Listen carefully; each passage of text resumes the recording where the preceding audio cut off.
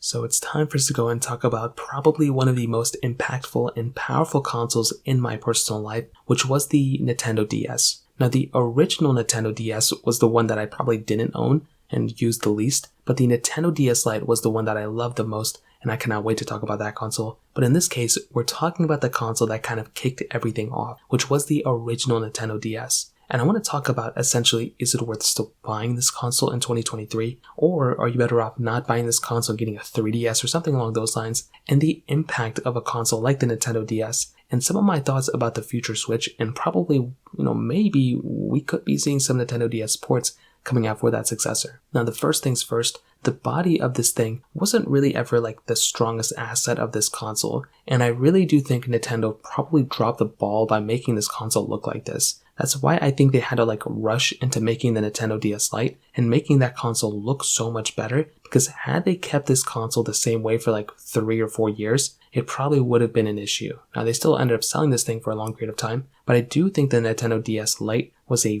very, very good choice, and that was easily one of my favorite looking consoles of all time. Now, on the outside of the Nintendo DS, the original one, we were getting the clamshell design, and the thing Nintendo wanted to do here was they probably wanted to make this console look extremely different than the other consoles that were around during that time. So I think that was a smart choice. And something like the Nintendo DS, it's just so different and unique that when you look at a console like this, you know what it is. You know that this thing is a Nintendo DS. I guess now, at that moment, the PSP was also a big competitor to this thing. If you looked at a PSP, you'd probably know it's a PSP now too. But it's funny because when you look at something like the Nintendo Switch, you could probably tell it's a Nintendo Switch, but there are so many other gaming handhelds that it's kind of tough to tell nowadays, I guess, what's a Nintendo Switch, what's a Steam Deck, what's some other things. Of course you can tell the difference, but some people might just confuse them for one another. But with the Nintendo DS during that moment, this thing was its own unique machine, which was so beautiful. Now, at the very top of this console, you had this bended side, I don't know what the design thing was going on for this device. You basically had a flat top with 2 curves on the sides of it, and even little things. This is the thing that really irked me the most. Even little tiny things like the hinge, the very top hinge, being disproportionate, one side being too much over to the left. That was really annoying to me, and it's still kind of annoying a little bit. I think we get used to it over time, but that hinge definitely made this console look so ugly. I don't know how they got this thing through the design.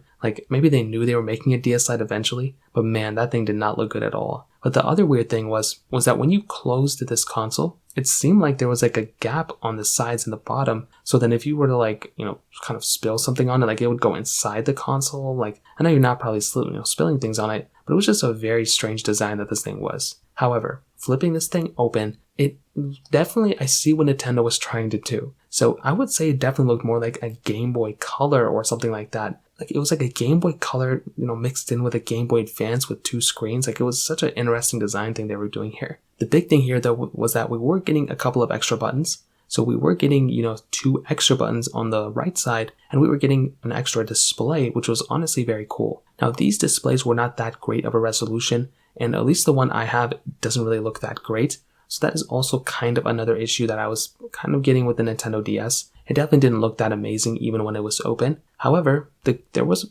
several games available for this thing during release that kind of made this thing feel and look a little bit better in that side. Now, as you can see, this thing had, the standard buttons, it had the 2 screens, it had, speakers on the sides. There was also some really cool stuff going on the outside of this console too. So on the bottom of this Nintendo DS, we actually had a Game Boy cartridge. So you could plug in Game Boy Advance games. This thing basically was completely backwards compatible with the previous generation of consoles, which was honestly very awesome. So I'm glad Nintendo, they could have easily cut that port out, but they didn't. And that was something that was so beautiful. And Nintendo has been kind of decent with backwards compatibility for the most part. I would say with the Nintendo Switch, they kind of missed it a little bit because they use game cartridges, but they do give you the access of playing some virtual consoles here and there. With the Nintendo DS, this one, you do have the capability of playing Game Boy Advance games. With the Nintendo 3DS, although they cut out that, Game Boy cartridge on the DSi, you still had the capability of playing Nintendo DS games on the 3DS as well. So with this type of console, even if you just bought a bunch of games and you retire this console, well, the direct successor of this thing, which was the DSi 3DS, you could still play those same games on those consoles as well. So it actually gave you a very similar experience, which was honestly very cool.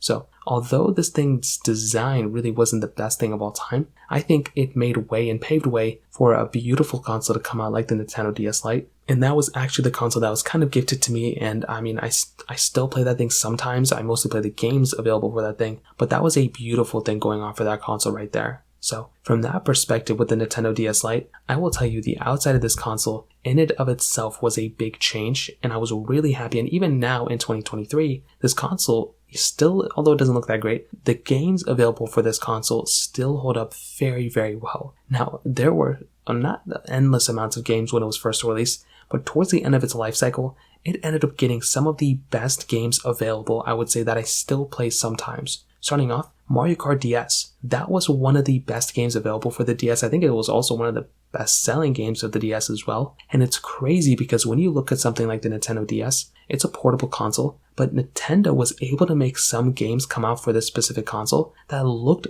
not quite like console quality, but on a smaller screen like this, at that moment back in like 2004, you would be like mesmerized about how good graphical, this thing was outputting, if that makes sense. Basically, Mario Kart DS looked like a very good console quality game. Super Mario 64 DS, although it was a remake, it looked better to me than the Nintendo 64 version, which some people would say the opposite. But because I played Super Mario 64 DS first, maybe that's why. But that's another game that really stands out to me too. Animal Crossing DS, that was another game that I played like crazy, which was Animal Crossing Wild World. And that was an awesome game that had a ton of features. But the game that probably I played the most, probably more than every other game, was probably New Super Mario Bros. This was by far probably the game that shaped my childhood, beyond than like Crash Bandicoot and Spyro the Dragon. This was a game that I played so much and I loved like crazy. Although it came out in 2006, I think around the time the DS Lite came out, it was an amazing game. I played that game 100,000 times probably. I beat it 105%, whatever's available,